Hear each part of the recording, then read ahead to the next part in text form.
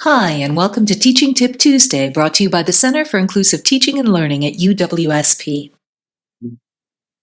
College often highlights individualistic learning in which students work alone to achieve learning goals, and their performance is assessed independently of others. We tend to discourage collaboration in many contexts. We put emphasis on individual accountability, and our grading is often norm referenced. That is, we determine how to split up the grades based on distributions of performances within our classes. This kind of instruction works really well for the subset of students who are highly motivated, high achievers, and who tend toward introversion.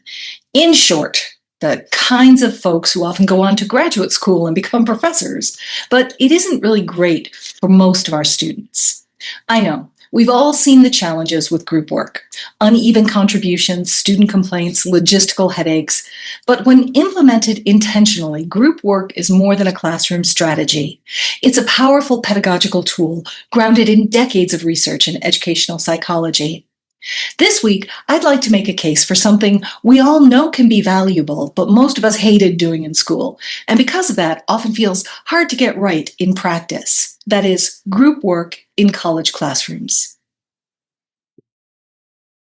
Let's start with the big picture. Why group work? Group work taps into a core principle of learning theory. That is, that learning is social. Drawing from Vygotsky's zone of proximal development, we can see that students often learn more effectively through dialogue and collaboration with peers who help them to stretch just beyond their current understanding. In a college context, this means peers can act as catalysts for deeper learning. Empirical evidence supports this.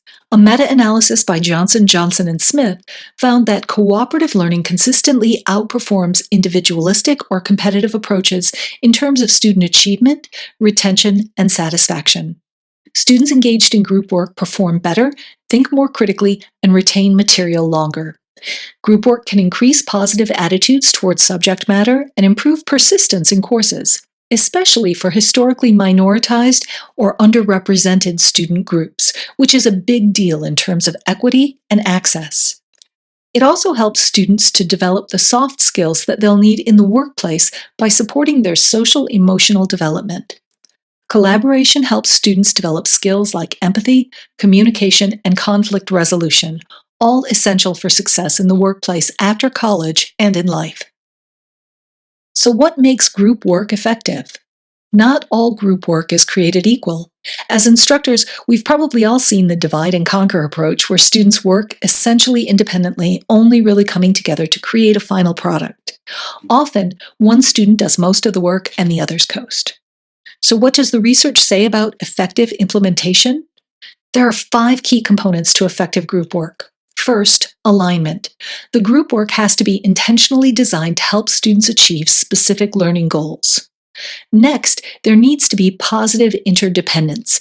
This means that the group succeeds together, not just as individuals. Third, individual accountability is important. Each member of the group has to contribute in some meaningful way to the group's overall effort. There needs to be group processing. That is, students need to reflect on how they've worked together and how they might improve their abilities to work together in the future. Finally, the group work needs to support motivation and engagement.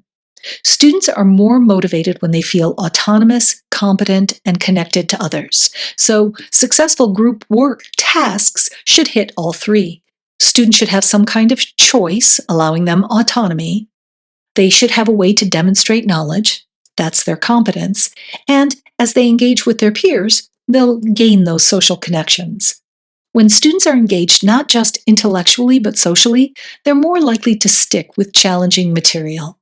Now, a few quick tips for making group work more effective in the college setting. You should plan each stage of group work in advance. Think about how you'll form groups, train them to work as a team, provide feedback, assess individual performance, and assess group work. You should design meaningful, complex tasks. Problems that genuinely require multiple perspectives or inputs are best. Third, think about assigning roles or rotating responsibilities within groups. Roles might include things like discussion leaders, note takers, or skeptics, so that the role that each student plays within the group is predefined. You should use collaborative tools when possible. You can make use of Canvas collaborations and group discussions or teams to keep track of individual contributions to the group's total efforts. Finally, you should include structured reflection or peer evaluation to encourage metacognition and accountability. Group work, when done well, is more than busy work. It helps students become deeper thinkers, better communicators, and more persistent learners.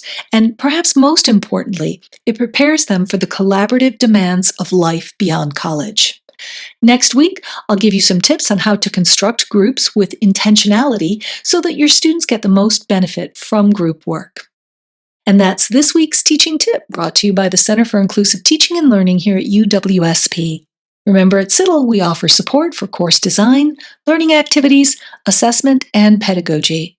Visit our website to schedule a consultation today.